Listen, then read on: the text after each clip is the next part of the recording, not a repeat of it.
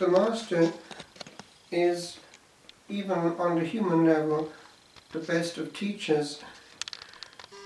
And to this day, when this parable is told, children sit up and pay attention. The message gets through. But this parable, like the ones that preceded, are full of little details that might escape us, each profoundly accurate and psychologically penetrating.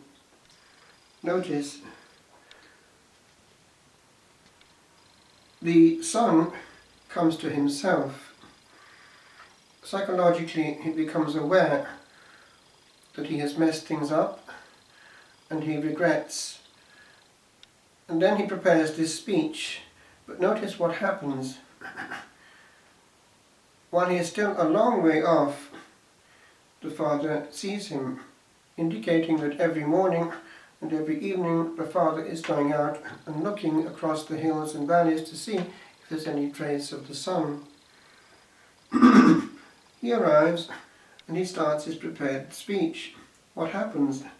The father cuts him short. He's not allowed to finish it, and the father doesn't even answer. He goes straight to the ecstasy that is in his heart to prepare a feast, and gives orders that that might happen. And then we find this other side of the coin, jealousy, all profoundly accurate. He's angry, and the words that he uses are just the kind of words that an angry man would use. Notice the expressions. He doesn't even recognize him as his brother. This son of yours, harlots, your living. And then he goes on to the way that he has been faithful all these years. Not even a kid has been given to him. And the father, actually already having indicated his goodness, has had to come out to look for him because he wouldn't come in. And then his language extends this warmth to this elder son. Son, notice, he uses the word, you are always with me, and all that is mine is yours. That's profoundly generous. It was fitting to make merry and be glad, for this your brother, he is his brother, was dead. Notice, dead, not just lost, and is alive. And then was lost and is found. It is the third in the series of parables indicating the care that the Heavenly Father has for the lost. First of all, there's this lost sheep, often portrayed in iconography. Actually, the little picture of Jesus Christ I have by my bed, which I had since I was a child, has that very one there. The Good Shepherd is carrying in his bosom this sheep, indicating the care that he has for us. And there's a gentleness in his face, which actually still talks to me when I looked at it, because I often, when I was a child, used to kiss it, and it's something which is actually strange. One tends to identify Jesus Christ in the face that one has seen as a child. Goodness coming from the eyes and care. And I asked my father when he was repainting the room when I was about 17 to put it back up because I wanted it, and he did. And then the woman, this is very psychologically accurate too. It's only one coin, but it means everything to her. And what does she do? She calls in her neighbours, rejoice with me, for I have found a coin which I had lost. And then the Lord concludes, just so I tell you, there is joy before the angels of God over one sinner who repents. Years ago, the Curé Vaz was hearing confessions, and he opened the guichet when this young man appeared, and he, the Curé Vaz, began with this word, did you hear the angels singing last night? And actually he had. There had been two in the auberge, and only one was awake, and he opened the window because he couldn't understand what this beautiful singing was. It was objectively there, a beautiful singing of angels at midnight. And so the Curé Vaz explained, at that moment the greatest sinner in the world was receiving the grace of conversion. He knows who it was, we haven't a clue. The Heavenly Father knows, but it was obviously a great victory.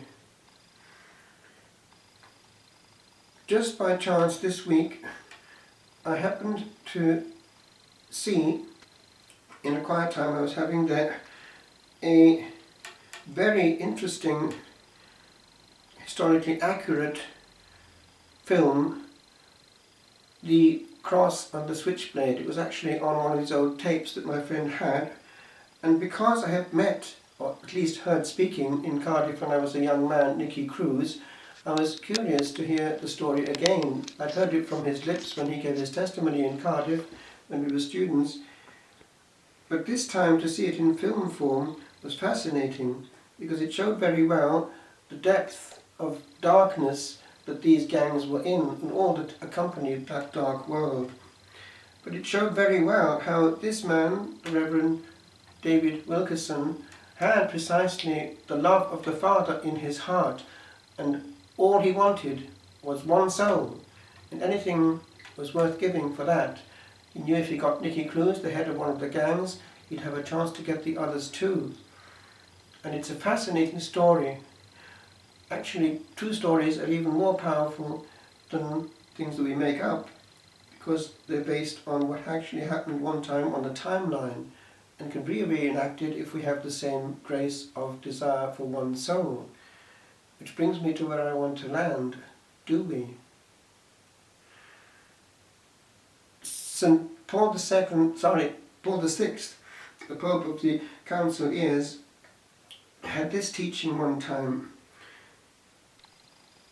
He gave a document not long after the Council, Evangelii Nunciandi, and he was keen on indicating that it was not right that we should leave to others the work of evangelization, and by that he meant hand-to-hand combat, because he saw that what's happening, and it's happening even more in our time, is that other groups are going door to door and fishing our own.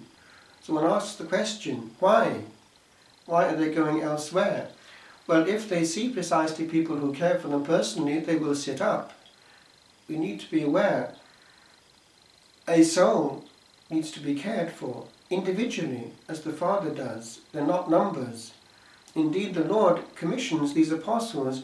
They will be fishers of men, and more than once he gives signs with the fish, indicating how important it is to have that mentality.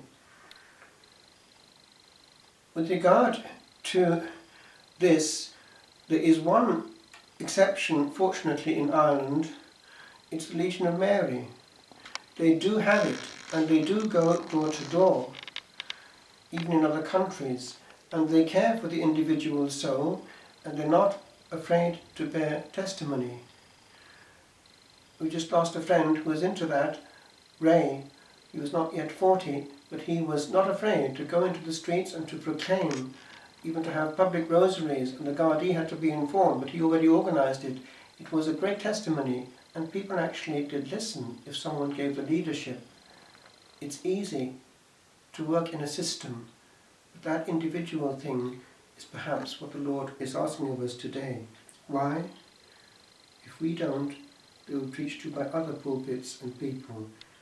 Satan using all that's out there, having a huge influence on these poor fish who has no one to care for them.